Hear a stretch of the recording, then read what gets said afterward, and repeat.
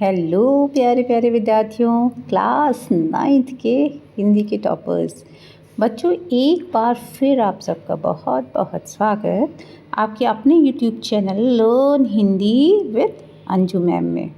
बच्चों, हम लोग आपकी पाठ्य पुस्तक कक्षा 9 की द्वितीय भाषा की पुस्तक स्पर्श भाग 1 पढ़ रहे हैं, जो NCERT के अनुसार चलती है और CBSE बोर्ड की किताब है। बच्चों, इसमें पार्ट 2 एवरेस्ट मेरी शिखर यात्रा हम लोग पढ़ रहे हैं, है ना। और इसमें हम लोगों ने इस पाठ का पूरा एक्सप्लेनेशन 3 भागों में बहुत अच्छे से डिटेल में समझ लिया है, जिसे आप पिछले वीडियोज़ में जाकर देख सकते हैं। और इसके हम लोगों ने फिर मौखिक प्रश्न कर लिए थे, लिखित प्रश्न कर लिए थे, इसका भाषा अध्ययन यानी कि ग्रामर पोर्शन भी हमने कर लिया था। ठीक है, आज हम लोग इसमें से कुछ एक्स्ट्रा इम्पॉर्टेंट क्वेश्चंस निकाल कर लाए हैं जो आपकी बुक में नहीं हैं, है ना। लेसन के बीच बीच से क्वेश्चंस जो आपके एग्ज़ाम में आते हैं। ठीक है, तो इन क्वेश्चंस को ध्यान से देख लेना। तो फिर चलिए बच्चों शुरू करते हैं, है ना। ये देखिए आपकी क्लास 9 की हिंदी NCERT पाठ्य पुस्तक स्पर्श एक्स्ट्रा इम्पॉर्टेंट क्वेश्चंस। पहला प्रश्न 1 देखिए, कैंप 1 कितनी ऊंचाई पर लगाया गया था। ठीक है, तो इसका उत्तर है कैंप 1 6000 मीटर की ऊंचाई पर लगाया गया था। बच्चों, एग्ज़ाम में अगर क्वेश्चन आएगा तो आप पूरे वाक्य में उत्तर लिखिएगा। इसको शॉर्ट में मैंने आंसर्स लिखे हैं ताकि आपको छोटे लगें और आप इजीली याद कर लें, है ना। वाक्य तो आपको क्वेश्चन में से देख के बनाना है तो वो तो बना ही लेंगे, आंसर याद कर लेना बस।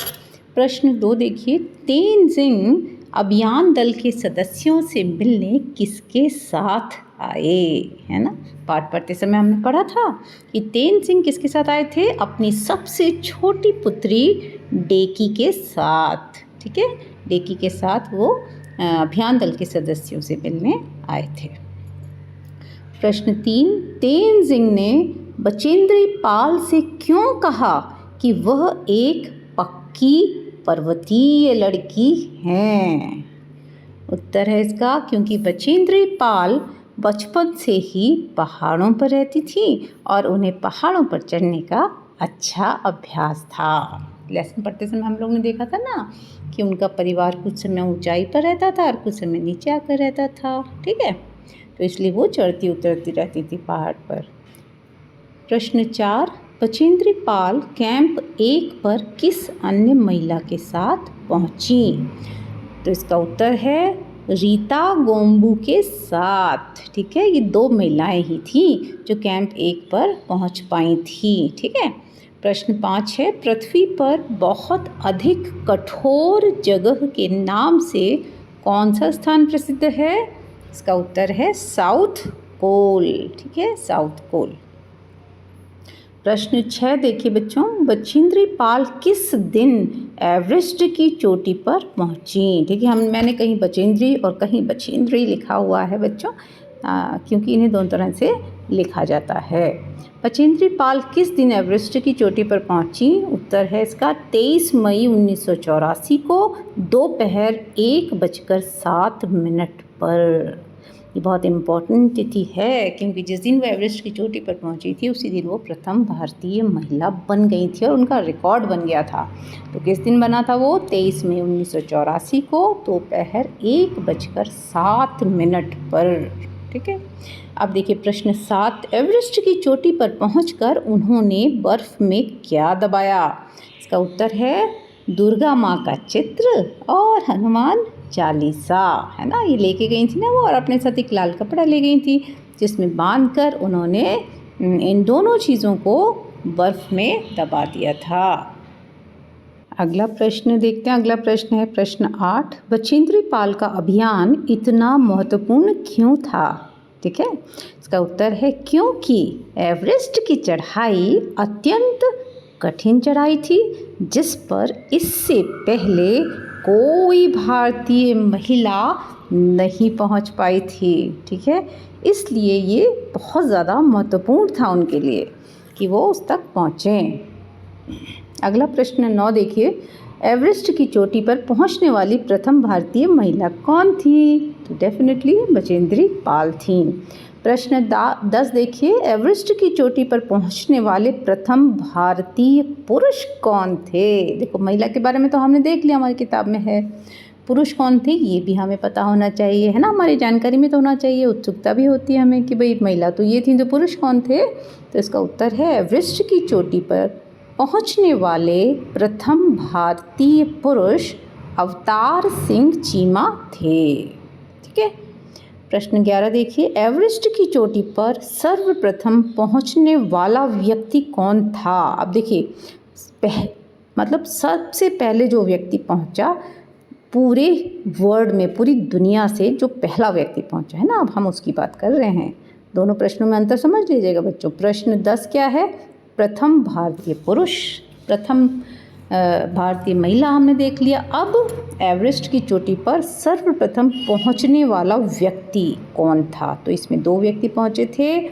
एक थे एडमंड हिलेरी जो न्यूजीलैंड के थे, और एक थे शेरपा तेंजिंग नोर्गे जो नेपाल के थे। ठीक है बच्चों, चलिए आगे देखते हैं। प्रश्न 12, नमचे बाज़ार कौन सी जगह है? तो नमचे बाज़ार शेरपा लैंड का सबसे महत्वपूर्ण नगरीय क्षेत्र है। अगला प्रश्न देखते हैं। प्रश्न 13, नेपाली लोग एवरेस्ट को किस नाम से पुकारते हैं? तो इसका उत्तर है सागर माथा, है ना। पहले हम लोगों ने प्रश्न उत्तर किए थे, तो अच्छी तरह से इसका अर्थ भी था एक क्वेश्चन में, वो हम लोगों ने कर लिया था, सागर का माथा, है ना। प्रश्न 14 देखिए, एवरेस्ट की ऊपरी सतह पर हवा की गति क्या है? तो हम लोग ने पढ़ा था कि एवरेस्ट की ऊपरी सतह पर हवा बहुत तेज़ चलती थी ना, 150 किलोमीटर की गति से। अगला प्रश्न है प्रश्न 15, अग्रिम दल के नेता कौन थे? इसका उत्तर है प्रेमचंद। प्रश्न 16 है, अभियान दल के नेता कौन थे? तो इसका उत्तर है कर्नल खुल्लर, है ना। कर्नल खुल्लर जो थे वो अभियान दल के नेता थे। प्रश्न 17 है, रसोई सहायक की मृत्यु कैसे हुई? तो इसका उत्तर जलवायु अनुकूल न होने के कारण रसोई सहायक की मृत्यु हो गई थी। प्रश्न 18 देखिए, कैंप 4 कब और कहाँ लगाया गया? तो इसका उत्तर है कैंप 4 29 अप्रैल को 7,900 मीटर की ऊंचाई पर लगाया गया। ठीक है। प्रश्न 19 देखिए, बचेंद्री पाल के रज्जू नेता कौन थे? तो बचेंद्री पाल के रज्जू नेता अंगदोरजी थे। और ये आपका अंतिम प्रश्न बच्चों, रज्जू नेता किसे कहते हैं? आपके लेसन में ये वर्ड आया तो मुझे उत्सुकता हुई कि भाई इसका भी तो आपको मतलब पता होना चाहिए, है ना। तो इसका उत्तर है रज्जू नेता का तात्पर्य पर्वतारोहण में उस अनुभवी पर्वतारोही से होता है जो दल के सदस्यों को सुरक्षा प्रदान करने और मार्गदर्शन करने के लिए रस्सियों का प्रयोग करता है, खासकर खतरनाक चढ़ाई या उतराई के दौरान, है ना। तो रज्जू नेता जो वर्ड है ना बच्चों, शब्द है ना, उसके अंदर रज्जू का मतलब ही रस्सी होता है। ठीक है। चलिए, ये जो है बीच बीच से क्वेश्चंस मैंने आपके लिए ढूंढ के बनाए।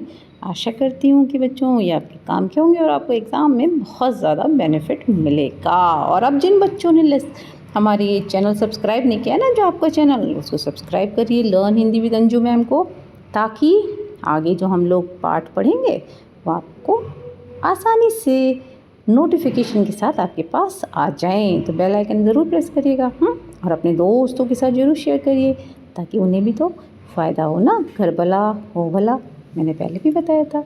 चलिए, अगले वीडियो में आपसे फिर मिलेंगे बच्चों। तब तक के लिए जय भारत, जय हिंद।